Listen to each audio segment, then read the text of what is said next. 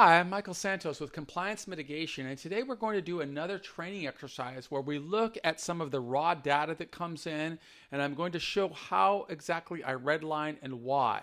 If you're running a company, you want to make sure that you're creating a body of work demonstrating how you train your team. And since we never ask anybody to do anything that we're not doing, we think this is a great way of not only training our team, but also documenting how we do it. And if you work toward this, you will be able to demonstrate your commitment to being a good corporate citizen and hopefully protect your company and the liberty of your team members by just demonstrating full transparency in how you've built your business.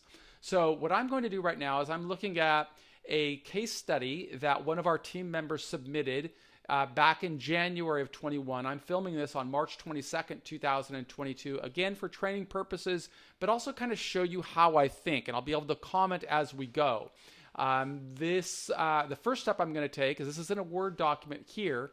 I am going to go into the review section of Word, and I'm going to hit track all changes right there. So now there will be a red line here showing up everything that I am doing, and I'll be able to explain why. So the catalog number is number 14. The date is this date here. The title, I see an error right here in the spacing, so I'm just going to put a space there. Fraudulent claims for biofuel tax credits. That's going to be the name of the title of our document, and it will show up on our website on that banner section that says, you know, when somebody logs something, they go right to that area. The next section is a meta description, and this is the area that pops up on Google beneath the title. So it's important for us to write that so that people who are looking for specific information can find us. Meta description. Educate why adhering. I don't like the word educate. I'm going to write teach as a better verb for this. Teach why adhering to principled practices may protect against fraudulent claims for biofuel tax credits. Okay. Teach why adhering to principled practices may protect. Okay. Teach why adhering. Okay. I like that. Okay. So that's going to be our meta descriptions. Okay, agency profile is going to be the Environmental Protection Agency. The name or the person or company profile, they're both, is Keystone Biofuels. But if there is a person in this document, you're going to see that I'm going to come up and I'm going to add that because we're thinking about Google algorithms all the time. And if somebody's searching for something, we want them to find our work. Tag, Environmental Protection Agency, biofuel tax credits, cooperation. Nobody's going to search for cooperation. People will search for tax credits, okay? And this may be, you know, compliance training or so. So I may write compliance training. And I may also write white collar crime because we want people searching for this information to find us. Keyword biofuel, that's a little too broad. So I want to use biofuel. Keystone Biofuels is probably a better focus key phrase. So plug that in there. Situation. This is where we want to just give a broad example of what is this article about, and this goes at the top of our article. A small pioneering biofuel company, and it's so I would actually want to see the name in here. Keystone Biofuel. If that's the name of the company, what it? Keystone Biofuel. A small pioneering biofuel company and its principals find themselves in dire financial straits as a result of the Great Recession. They turn to faking the production of biofuel and falsifying records to survive. Faking the production, okay. This enables the company to claim and sell tax credits for which it does not qualify, temporarily staving off financial ruin but leading to serious legal consequences. And then again, I would write for a white collar crime. Okay, very simple. Now it's in there. And the only thing I'd like to put is their names. If I have their names in here, I'm actually going to scroll down here and see if I can find their names before I get much further. There we are right there, Ben Wooten and Race Minor. Okay, so let's go ahead and plug those names in here under the tags. So Ben Wooten and Race Minor. But Google wants you to separate these by commas, so that's how we're going to do it. Okay. Be a small pioneer biofuel and its principles. Now I will put their name there again. Ben Wooten and Race Minor found themselves, well, it's not find, it's they found themselves, because it was a long time ago during the Great Recession, found themselves in dire financial straits as a result of the Great Recession. They faked, I don't need to go to take, let's go to a stronger verb. They faked, or they deceived, they manipulated, they falsified, that's what they did. They falsified records of their biofuel production. That's what they did. It's much stronger this way. To survive. They falsified records of their biofuel production to survive. Okay? This enables the company, their fraudulent behavior enabled the company to claim and sell tax credits for which it did not qualify. Did not qualify. And then I want a shorter sentence because I know I'm going to be saying this on camera. The strategy temporarily staved off financial ruin, but it led to criminal charges,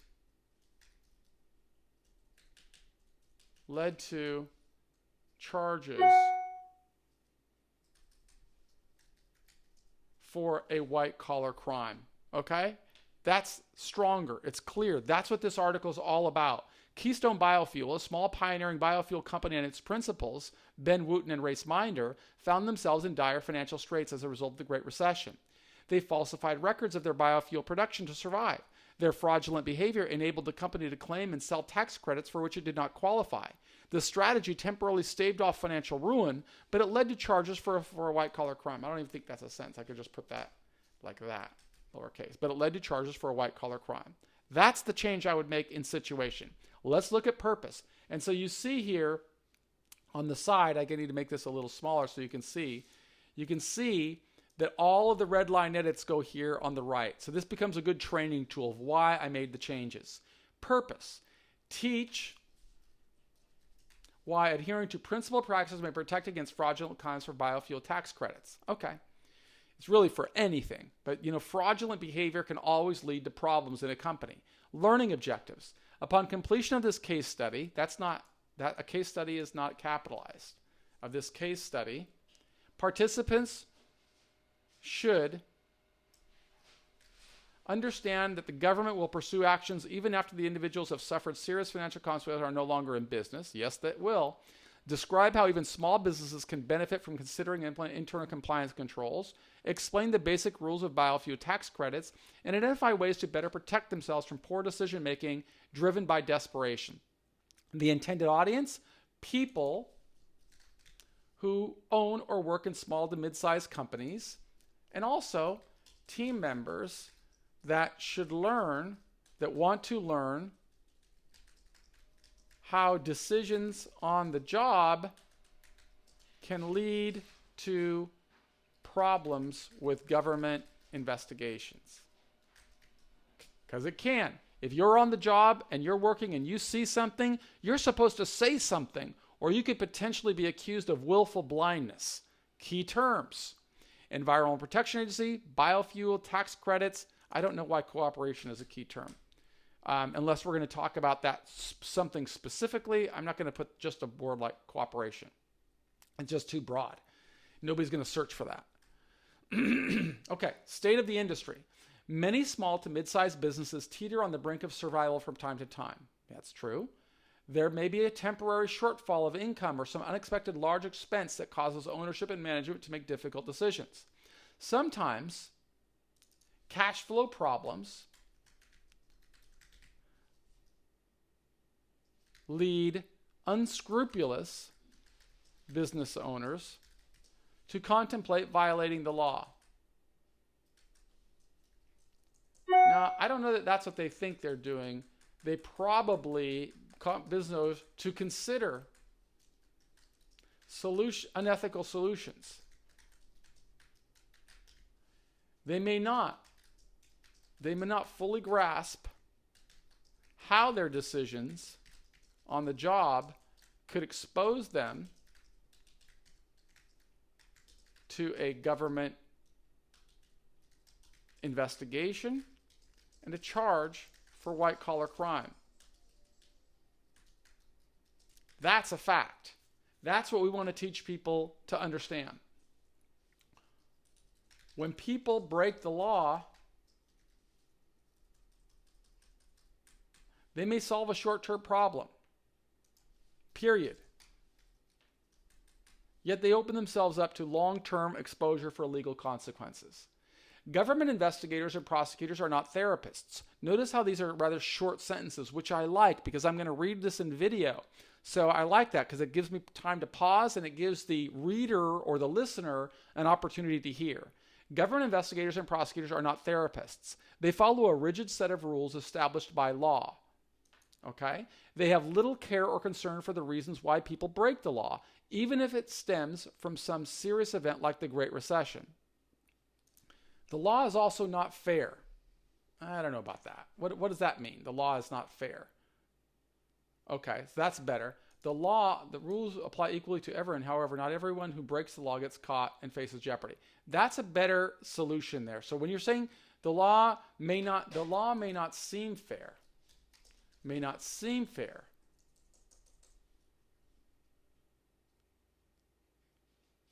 because people are treated differently. That's fair to say. Not everyone who breaks the law gets caught and faces legal jeopardy. That's true. Nonetheless, companies and people of all stripes find themselves indicted and going to prison every day. Companies don't go to prison. So people of all stripes find themselves indicted and going. Nevertheless, so that people find themselves indicted. Let's see if we can make that a little stronger.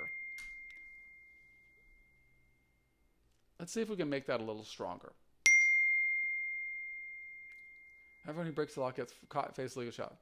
Every day, prosecutors bring charges against people that do not, against honest people, against people who consider themselves honest.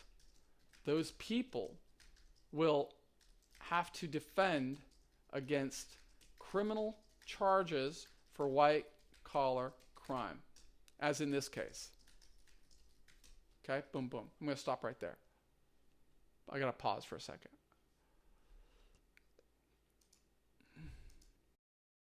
So I'm back to recording now after a small break because I had to take a phone call. So let's read this again. This law may not seem fair. Not everyone who breaks the law gets caught and faces legal jeopardy. Every day, prosecutors bring charges against people who consider themselves honest. Those people will have to defend against criminal charges for white-collar crime, as in this case. Let's continue. When you break the law, you play Russian liberty. When people, regardless of whether people know they are breaking the law, it can lead a criminal charge. It can lead to financial ruin. As the government grows, so will the Justice Department, the number of people prosecuted under its authority, okay? For that reason, we want people to learn more about compliance and avoiding criminal charges. Background and analysis. Okay. Keystone Biofuels, founded in 2005, operated in the biofuel space. Period. It provided bulk fuel. That's probably, I'm going to guess that is a hyphenated word. Bulk fuel delivery services, including oil, gas, and alternative fuels. Pioneering the Pennsylvania renewable fuel industry. Okay. The company, I'm going to write here just to make it smaller sentence. The company pioneered the Pennsylvania renewable fuel industry. As part of its business, Keystone produced biofuels, a type of renewable fuel mixing fuel alternatives as ethanol with petroleum in a process that meets standards set by the American Society for Testing of Materials. The EPA adopted, because I want to use present tense construction, not and adopted by the EPA. The EPA adopted the same process as ASTM, companies that qualified could earn tax credits for each gallon of renewable fuel produced. All of the information in this background comes from a Department of Justice press release and related articles. From August 2009 through September 2013, the company, so not the company, let's go ahead and optimize use of the company. Keystone Biofuels generated renewable fuel credits. Identified those credits, so let's go ahead. Those credits were identified by renewable identification numbers, RINs, on biofuel.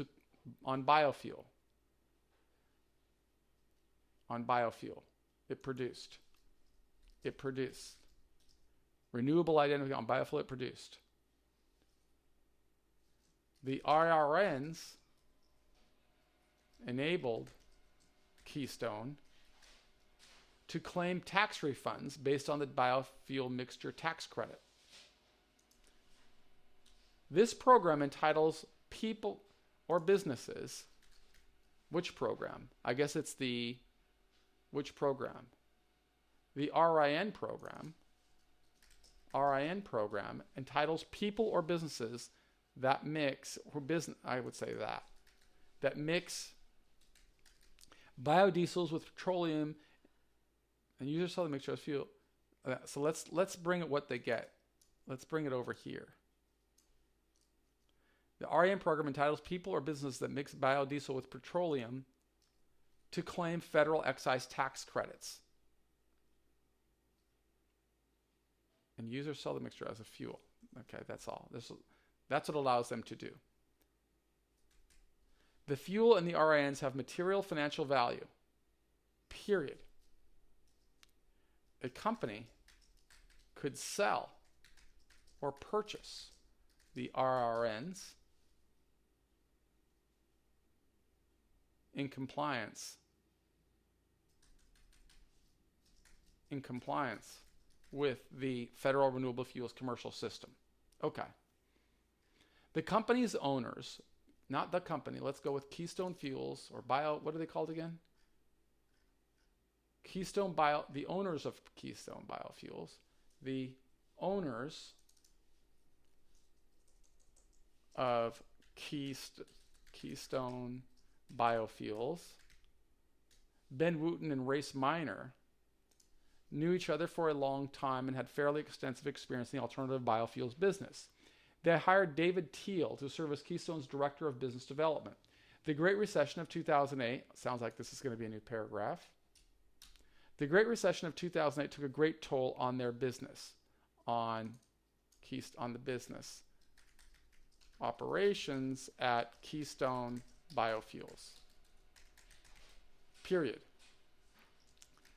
The financial challenges placed the owners precariously on the precipice of bankruptcy and financial ruin. As a result, the partners, along with an employee named David Teal, began producing fuel that did not meet the standards required by the EPA program. In other instances, they never even bothered to produce any fuel at all. Okay, so what's going on here? As a result, the partners, along with employee David Teal, began producing fuel that did not meet standards. In other instances, okay, as a result, okay, so that's not as a result. The financial challenges are as a result, the partners as a result, the partners, along with employee David Teal, came up with a scheme. That's what they did. Came up with a scheme. They began producing fuel that did not meet the standards required for the EPA program. Yet they hoped to generate financial advantages associated with the RIN program, incentive program. Now I've got more clarity of what they did. In other instances, the owners never, and more blatant, sometimes sometimes the owners did not bother to produce any fuel at all. They nonetheless claimed these biofuel credits and sold them into the open market. Despite the fraud, they fraudulently, according to the government, I should say, according to the government, the owners claimed biofuel credits that they did not produce and sold the credits into the open market. I never got the link.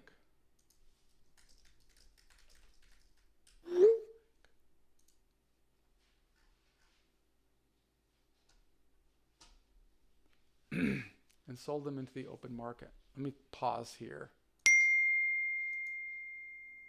Pause. Sorry for another break, but I'm back at it again. I had a phone call that I had to take. Let's continue. Sometimes the owners did not produce any fuel at all. According to the government, the owners claimed biofuel credits that they did not produce, and they fraudulently sold, and the owners fraudulently sold the credits into the open market. In an attempt to hide their scheme, the men created false corporate records and sham financial transactions. They needed to account those fraudulent backup records would account for the non-existent and non-qualifying fuel in an attempt to create the appearance of legitimacy.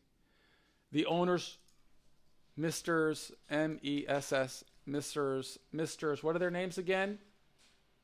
Wooten and Minor, Ben Wooten and Race Minor. I'm going to do that again because I want to use their names. Ben Wooten and Race Minor.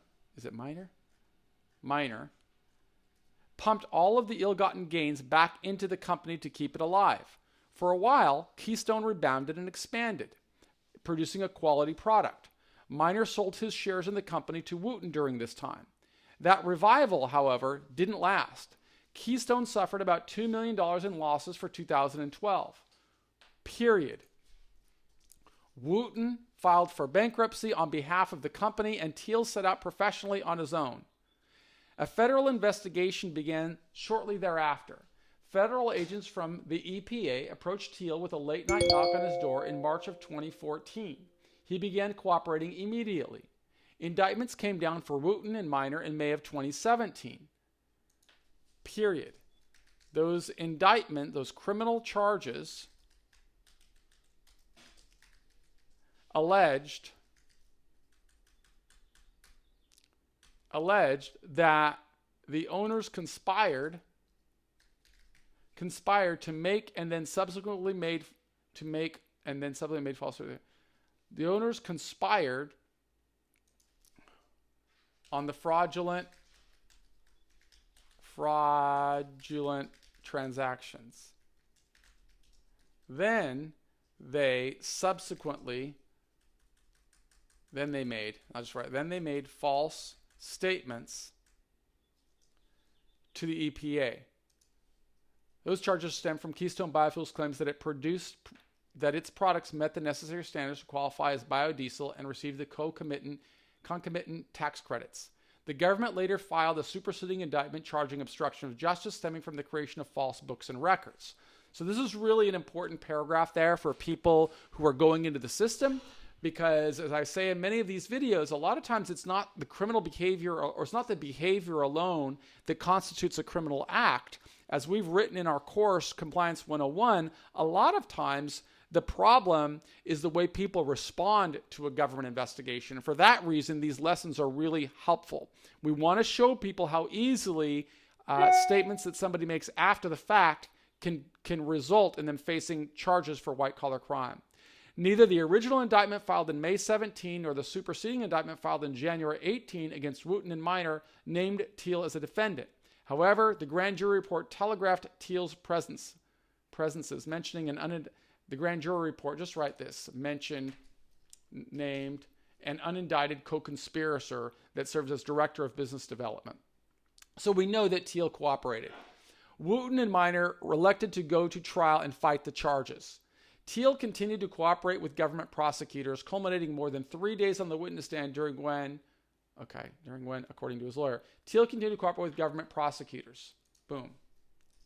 That cooperation culminated with more than 3 days on the witness stand. That culminated with 3 days.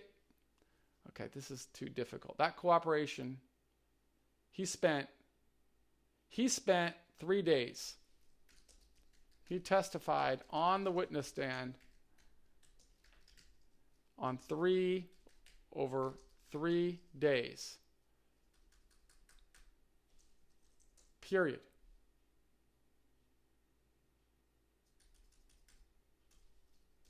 According to his lawyer, he endured fierce cross-examination by 2 veteran defense lawyers. Teal subsequently pleaded guilty to 1 count of conspiring to defraud the Internal Revenue Service.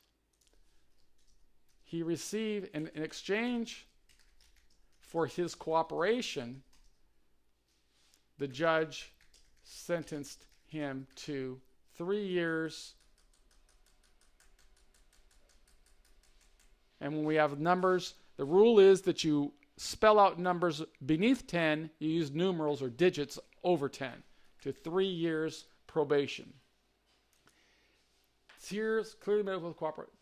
Okay. The government considered him a minor participant who only received a salary as stated in his plea agreement, as distinguished from the owners. The jurors deliberated over a span of 2 days before handing down 9 guilty verdicts for co-owners Wooten and Minor. Those convictions included counts for conspiracy to make false statements to the EPA, 6 counts of making false statements